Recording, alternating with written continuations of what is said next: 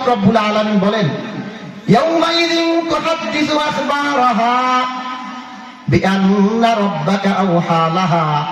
আল্লাহ বলে, বান্দা তুমি যেখানে বৈশা গুনাহ করো, যেই জমিনে বৈশা গুনাহ করো, ওই জমিন কিয়ামতের ময়দানে সাক্ষী দেবে, বলবে, ইয়া রাব্বুল আলামিন, ইয়া আল্লাহ, অমুকের সন্তান অমুক, অমুকের মেয়ে অমুক, অমুক যুবক, অমুক বৃদ্ধ বাবারা তারা অমুক জায়গায় বৈশা আমার এই জায়গায় বৈশা গুনাহ করছে। ইয়া রাব্বুল আলামিন, আমি সাক্ষী দিলাম তারা এই জায়গায় বৈশা এই গুনাহ করছে। দেখেন আমরা এই আল্লাহর দেওয়া জমিনে বৈশা কত পরিমাণ গুনাহ করি। আল্লাহ বলেন যে বান্দা বান্দিরা যে পরিমাণ গুনাহ করে, ওয়ামা আসাবাকুম মিন মুসিবাতিন ফাবিমা কাসাবাত আইদিকুম ওয়া ইয়াফু আন কাসীর।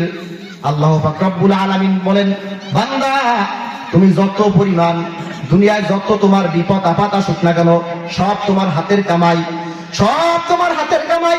তুমি দুনিয়ায় বসে গুনাহ করো, সেই গুনার কারণে তোমার উপর বিপদ আসে। আল্লাহ বলে, আমি বান্দার না দেখা সত্ত্বেও অনেক কিছু মাফ করিয়া দেই।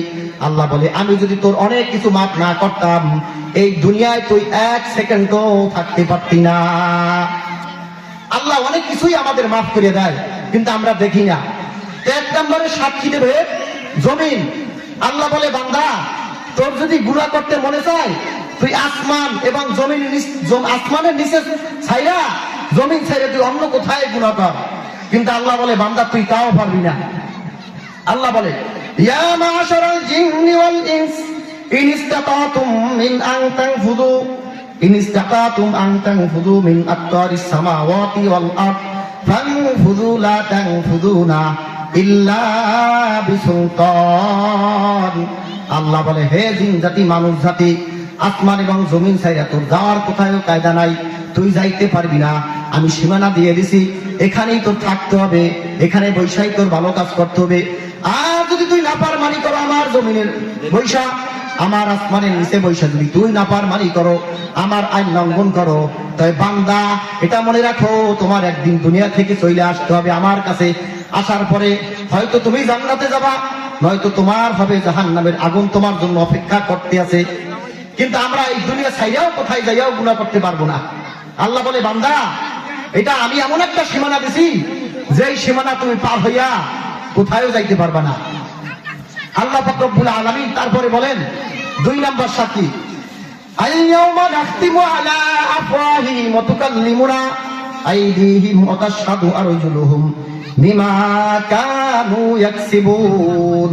কিয়ামতের ময়দানে যখন বান্দার জাহান্নামের ফয়সালা হয়ে যাবে, তখন তাদের জবান দিয়ে যখন সাক্ষী দেবে, তারা মিথ্যা বলবে, আল্লাহ এত আমি গুনাহ করি নাই, এত অপরাধ করি নাই, এত সুদ খাই নাই, এত জুলুম করি নাই, এত আলেমকে অত্যাচার করি নাই, এত কোরআন হাদিসের বিপক্ষে আমি কথা বলি নাই। আল্লাহ তখন জবানটাকে মোহর মারিয়া দেবে, তার জবান বন্ধ করে দেবে। তখন আল্লাহ তাআলা বলে, ওয়াতুকাল্লিমুনা আইদিহিম ওয়া তাশহাদু আরজুলুহুম বিমা কানু ইয়াকসিবুন।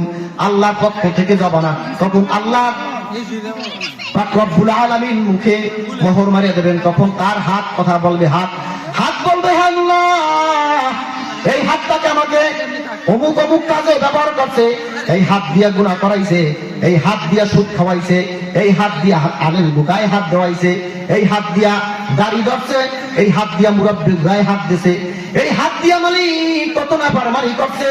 এই হাত কিয়ামতের দিন সাক্ষী দেবে, পাও সাক্ষী দেবে।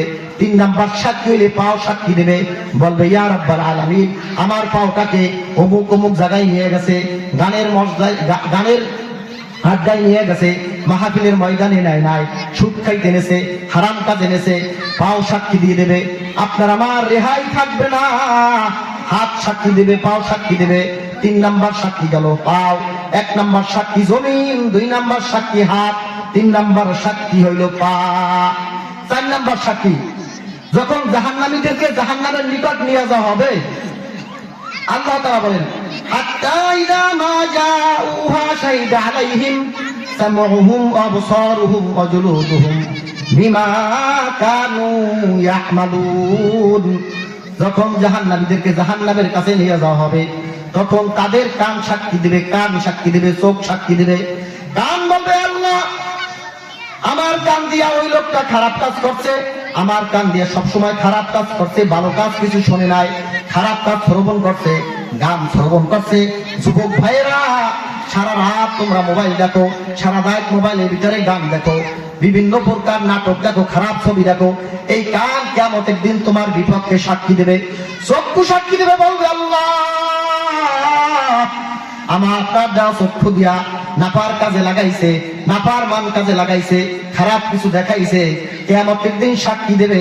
3 নাম্বার, 4 নাম্বার, 5 নাম্বার গেল, 6 নাম্বার হলো চামড়া সাক্ষী দেবে। চামড়া কিয়ামতের দিন যে চামড়া সাক্ষী দেবে, বলে নাউজুবিল্লাহ।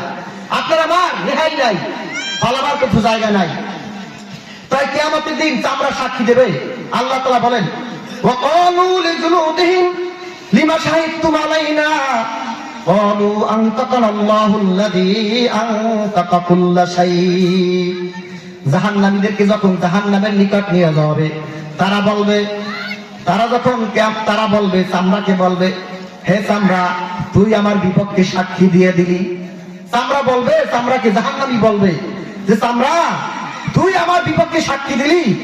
চামড়ার যখন আল্লাহ তাআলা খুলে দেবেন, তখন চামড়া বলবে যে আল্লাহ পাক রব্বুল আলামিন সমস্ত কিছুকে কথা বলার শক্তি দিয়েছেন, ওই আল্লাহ তাআলা আমাকেও কথা বলার শক্তি দিয়ে দিয়েছেন।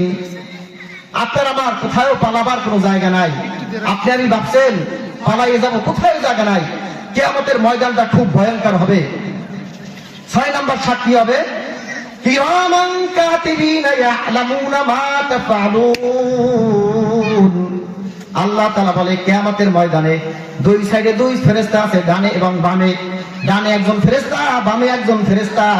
কেউ যদি ভালো কাজ করে ওটাও লেখা হয়, কেউ যদি খারাপ কাজ করে ওটাও লেখা হয়। আল্লাহ তাআলা অন্যকে বলেন, ওয়ালাকাদ খালাকনাল ইনসানা ওয়া না'লামু মা তুওয়াসবিসু বিহি নাফসুহু ওয়া নাহনু আকরাবু ইলাইহি মিন হাবলিল ওয়ারিদ ইয ইয়াতালাক্কাল মুতালাক্কিয়ানি আনিল ইয়ামিনি ওয়া আনিশ শিমালি কঈদ মা ইয়ালফিযু মিন কওলিন ইল্লা লাদাইহি রাকীবুন আতীদ। আল্লাহ তাআলা বলে, হে বান্দা, আমি তোমাকে সৃষ্টি করলাম, আমি তোমাকে বানাইছি। তোমার অন্তরে যেই সমস্ত কুমন্ত্রণা, তোমার অন্তরে যেই সমস্ত গুনাহ কিছু ভাবো, যা কিছু ভাবো, তোমার অন্তরে পরিকল্পনা করো, কিন্তু তুমি অন্তরে অন্তরে ভাবতে আছো, আমি আল্লাহ কিন্তু তাও জানি।